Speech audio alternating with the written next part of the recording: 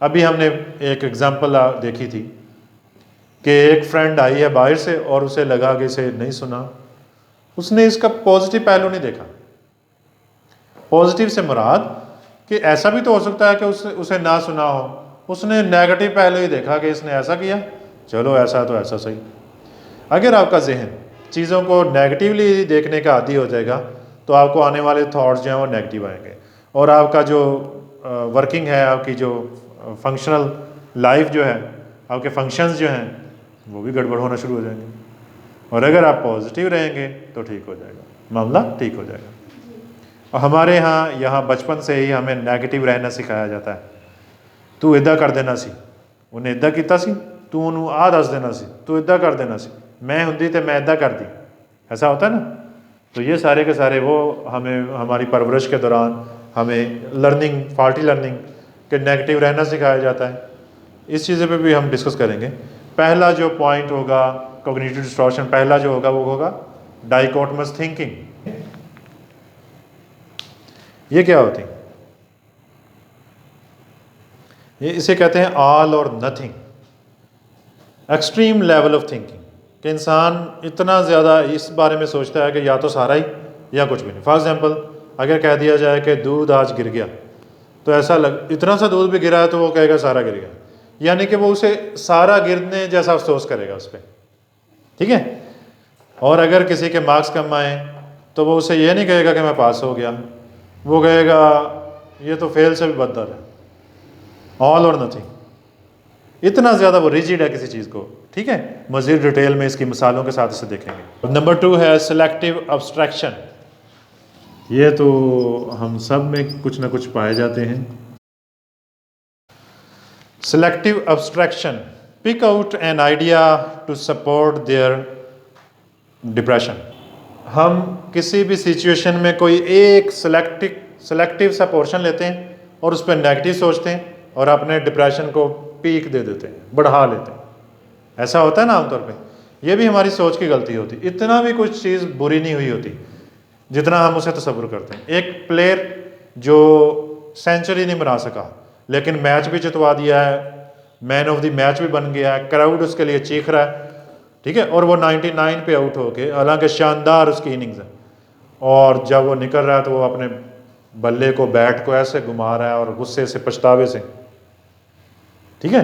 वो किस चीज़ को सोच रहा है? उसने इतना बड़ा जो 99 और इतनी कामयाबी उसको छोटा कर दिया। मिनिमाइजेशन और मैक्सिमाइजेशन में भी ऐसा आएगा। और सेलेक्टिवली एक इवेंट को उठाया कि अगर ऐसा हो जाता तो क्या बात थी, उस पर वो डिप्रेस हो गया। सारी चीज़ें सारा दिन आपके साथ अच्छी अच्छी रहीं और आपने अपने दिन के एक दो जो कड़वे पहलू थे, जो थोड़े से गड़बड़ हुए थे, उनको लेके सारे दिन का मज़ा जो है किरकिरा कर दिया। ऐसा होता है ना। आप कहीं पिकनिक पे गए, ठीक है, सब कुछ ठीक था, लेकिन आपने किसी की बात को इतना हावी किया, किसी सेलेक्टिवली इतना सी कोई बात ली, उस इवेंट को सारे पे बेस किया और चलो जी परेशान हो गए, ठीक है। नंबर 3 है आर्बिट्रेरी इन्फ्रेंस।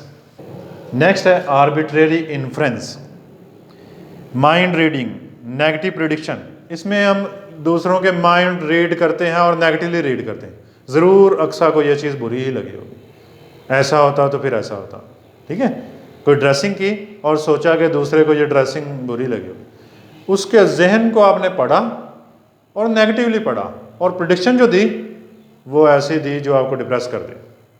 ये भी ख्यालात का बगाड़ है, कॉग्निटिव डिस्टॉर्शन है। हम ऐसा क्यों करते हैं?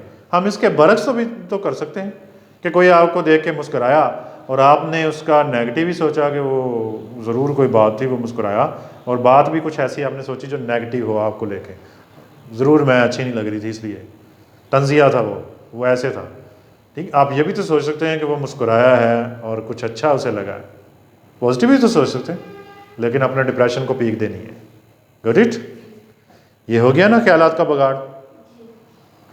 कैटास्ट्रोफाइजिंग, एग्जैजरेशन ऑफ इवेंट, वाक़यात को, मामलात को बढ़ा चढ़ा कर बयान करना, एग्जैजरेशन ऑफ इवेंट, कैटास्ट्रोफाइजिंग, ठीक है। इसमें मैंने आपको बताया कि इंसान किसी वाक़े को, किसी नेगेटिव पहलू को उजागर करता है और कुछ ज़्यादा ही उजागर करता है और मुबालगा आराई से काम लेता है। फॉर एग्जांपल आप कहीं गए, आपकी इंसल्ट होगी, आपको थोड़ा सा किसी ने बुरा भला कह दिया और आप घर आए, आपने कहा मेरी वहाँ इतनी इंसल्ट हुई, मैं आइंदा जाऊँगी नहीं, आपने इतनी सी सिचुएशन को बढ़ा दिया।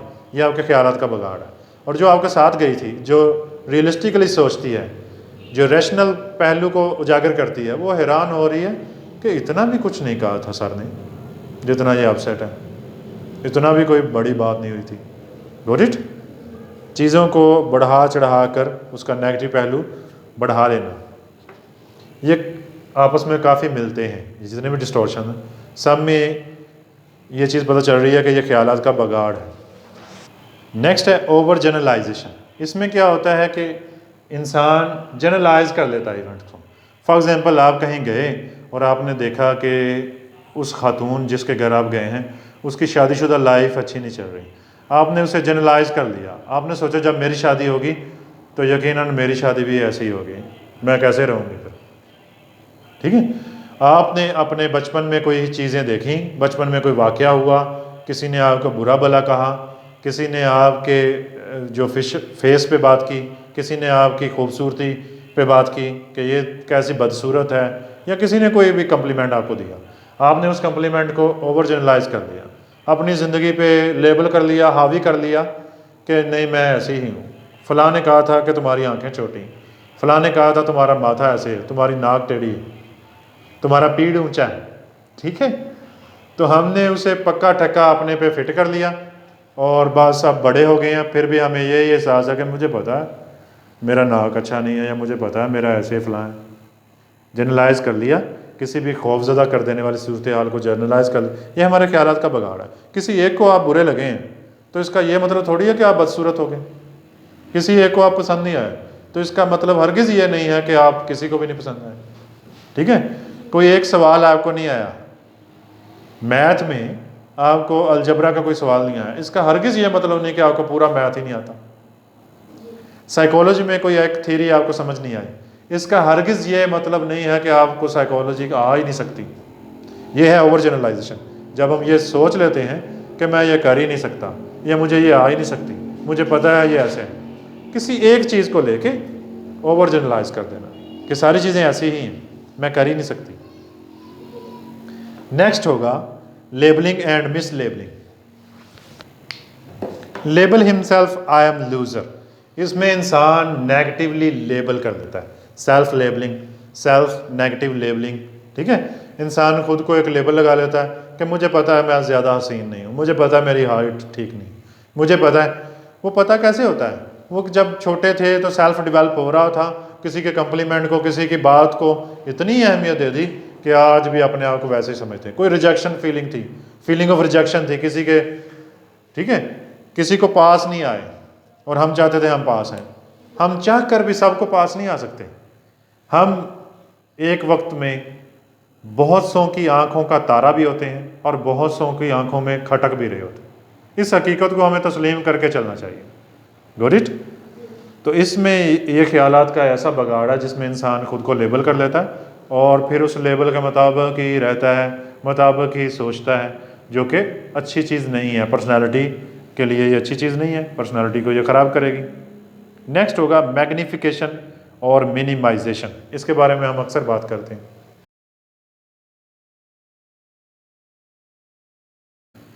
मैग्निफिकेशन और मिनिमाइजेशन, इसमें क्या होता है? Minimise the good point, maximise the bad point. किसी भी इवेंट को लेके जो अच्छा पहलू है उसे मिनिमाइज कर लेना और जो बुरा पहलू है उसे मैक्सिमाइज कर लेना। ठीक है, इसमें वो प्लेयर वाली मिसाल भी फिट आती है कि जिसने 99 स्कोर किया और बस सेंचुरी नहीं कर सका, एक स्कोर की खातिर उसने उस एक स्कोर के दुख को इतना बड़ा मैग्नीफाई करके देखा कि जैसे ये बहुत बड़ा दुख है, और जो इतनी बड़ी खुशी थी उसे मिनिमाइज कर दी। अब ज़रा देखें अपनी रोज़मर्रा ज़िंदगी में, क्या आप में ये कॉग्निटिव डिस्टॉर्शन, ख्यालात का ये बगाड़ आप में भी पाया जाता है? ठीक है, कि आप अपनी ज़िंदगी रोज़मर्रा के वाक़यात में से जो नेगेटिव पहलू है उसे मैक्सिमाइज़ कर लेते हैं, मैग्नीफाई करके देखते हैं, बढ़ा चढ़ा लेते हैं, और जो इतने खुशी के इवेंट होते हैं उनको मिनिमाइज़ कर लेते हैं। कोई मिसालें दूँ डेली लाइफ में? फॉर एग्जांपल एक जुमला, मैं जिदों दी इस घर आई है मैं सुख देखिया ही नहीं। मैं जिदों दी इस घर आई हैं, मैं सुख वेख्या ही नहीं। 8-10 बच्चे होते हैं, ठीक है, और एक भरपूर लाइफ गुजारी होती है, और सुख जनाब ने देखा नहीं।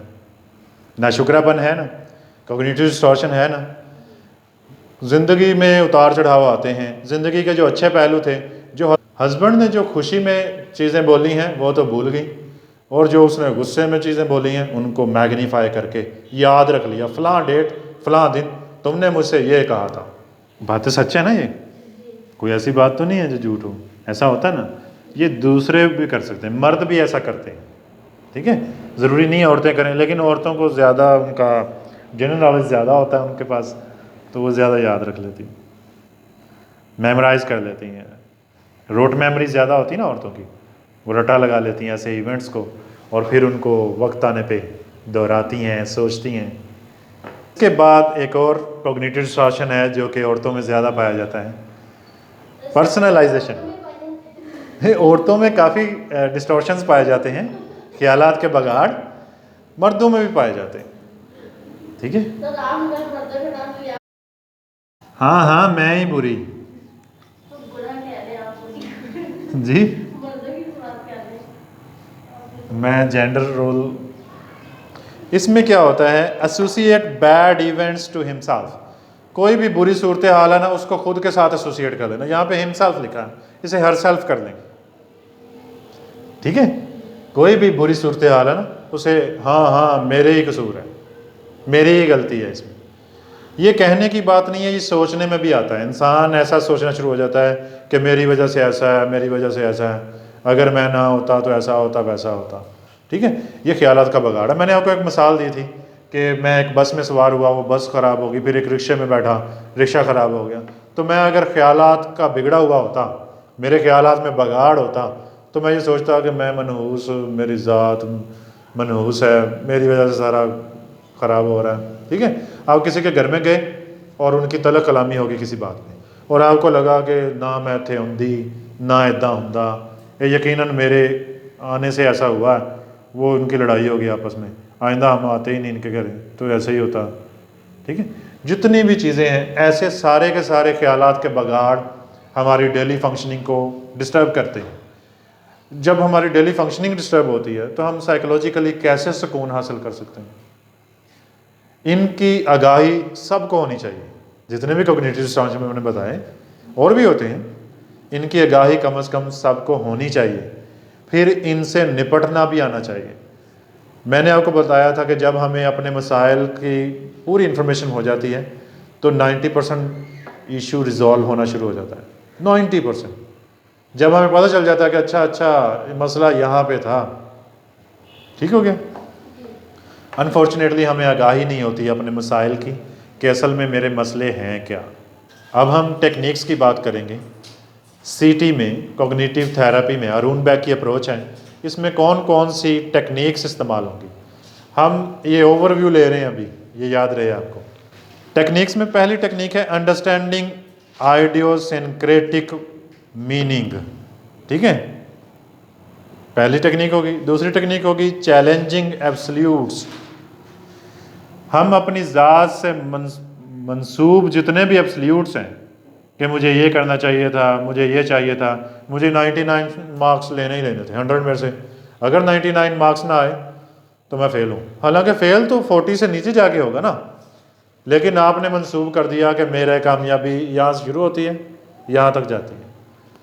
आप खुद अपनी डेफिनेशन सेट करते हैं, अपनी प्रॉब्लम की भी डेफिनेशन आप खुद सेट करते हैं कि मैं इतने पे आके बस हो जानी, मेरे दिमाग का दही हो जाना इतने पे आके।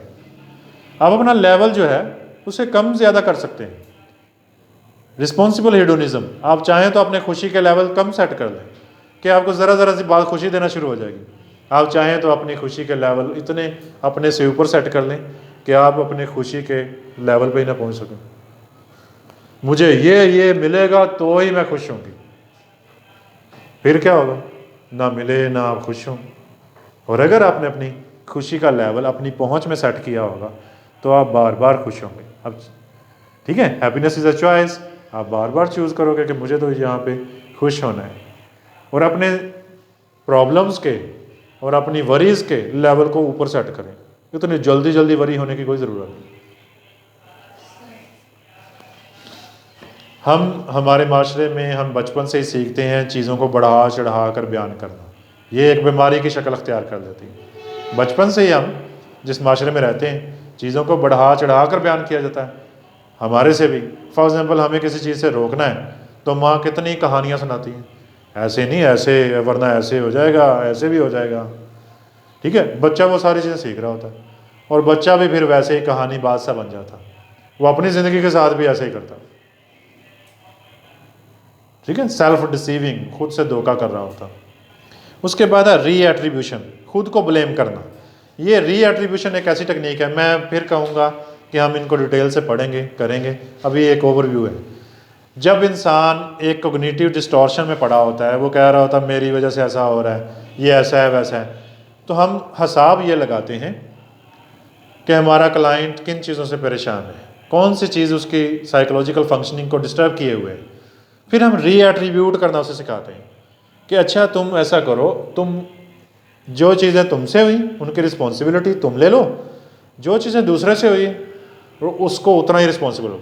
दो तरह के क्लाइंट होते हैं, एक वो मरीज़ बना होता है बंदा जो हमेशा दूसरे को ब्लेम करता है, मेरे बॉस की वजह से ऐसा है, मेरे वालिदैन की वजह से ऐसा है, अगर ऐसा हो जाता तो ऐसा ना होता। उसे हम सिखाएंगे कि हमेशा दूसरे को ब्लेम ना करो, री एट्रीब्यूट करना सिखाएंगे कि जितनी जिम्मेदारी, जितना रिस्पॉन्सिबल माशरा बनता है उतना उसको ठहराओ, जितने तुम बनते हो ना खुद को ठहराओ, कबूल करो अपनी जिम्मेदारी।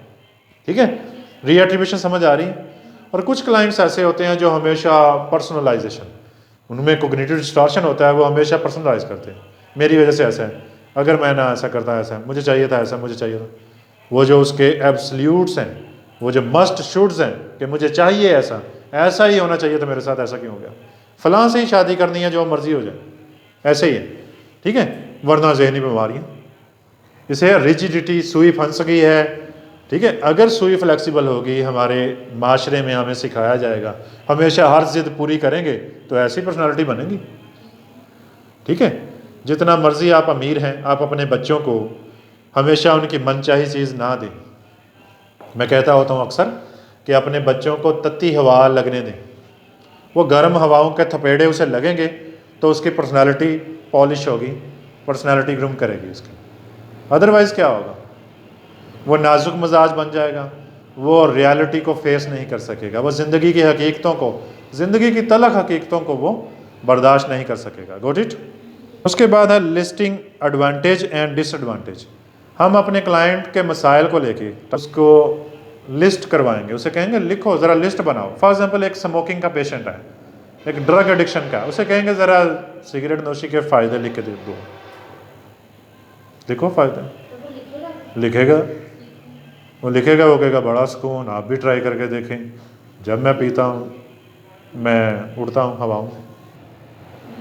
फिर हम उसे डिसएडवांटेज पूछेंगे, अच्छा तुम बताओ सिगरेट नोशी के नुकसान क्या हैं। ठीक है, तो ऐसे करके उससे उसके मसाइल का हल निकलवाएंगे। उसके बाद है कॉग्निटिव रिहर्सल, उसको उसकी सोच को रिहर्स करवाएंगे, उसका कोई एक वाक़या उठाएंगे उसकी ज़िंदगी का और उसे कहेंगे इस वाक़े पे कितनी किस्म की सोचें बन सकती हैं। वो उसने शेयर किया आपसे कि मुझे बड़ा गुस्सा आया जब उसने ऐसा कह दिया, तो हम उसे कहेंगे तुम इसके बजाय ये भी तो सोच सकती थी, तुम इसके बजाय ये भी सोच सकती हो, ये चार सोचें, इनमें से कौन सी बेस्ट है। असल में हम उसे रियलाइज़ करवा रहे हैं कि हमेशा नेगेटिव पहलू को ही ना उजागर करो, अपने जहन पे काम करो। तुम्हारा जहन प्रॉब्लम्स की जड़ है, तुम्हारी सोच में मसला है, असल में तुम्हारे ख्यालात में बगाड़ है, कॉग्निटिव डिस्टॉर्शंस है ख्यालात में, ये दूर होंगे, तुम्हारा किरदार खुद ब खुद निखर जाएगा, तुम्हारे बिहेवियर्स कंट्रोल ही इसके हैं, तुम्हारे जहन के। ठीक है, दैट्स इट। तहाई मोड़ हर आदमी की ज़िंदगी के आगे खड़ा है, जिसने बड़े बड़े आरफीन को हसरतों का शिकार बनाया और बड़े बड़ों के दिलों पर घबराहट तारी की। इस मोड़ से खैर व सलामती से गुजर जाने के लिए उन्होंने छुप कर जारियां की और अपने नफ्स को अपने पुख्ता अज़्म हिम्मत के कोड़ों से सरजनिश करके उसे नेकी की राह पर डाला। ये ऐसी गुजरगाह है जहाँ नाफरमान अमूमन फिसल जाते हैं और हलाकत का शिकार होते हैं। इस ख़तरनाक मोड़ और हसास गुजरगाह से मुराद ख़ात्मे का वक्त है। इंसान की ज़िंदगी के ख़ात्मे के लम्हात की कैफियत ऐसी है जैसे उसे आग के समंदर के ऊपर बने एक पुल से गुज़रना है। हमने उस पुल पर से खैरियत से गुज़रने के लिए क्या तैयारी की है? क्या हमने रसूल मकबूल सल्लल्लाहु अलैहि वसल्लम की यह हदीस नहीं सुनी है कि जिसने नेकोकारों के दिलों को भी दहशत ज़दा कर रखा है? आप सल्लल्लाहु अलैहि वसल्लम का इरशाद गिरामी है, एक आदमी एक लंबे अरसे तक जन्नत वालों जैसे अमाल करता रहता है, फिर उसके अमाल का ख़ात्मा जहन्नमियों वाले अमाल पर होता है। और कोई आदमी एक लंबा अरसा जहन्नमियों वाले अमाल करता रहता है, फिर उसके अमाल का ख़ात्मा जन्नत वालों के अमाल पर होता है। और रसूल मकबूल सल्लल्लाहु अलैहि वसल्लम ने फरमाया, अमाल का एतबार उनके ख़ात्मों के साथ है।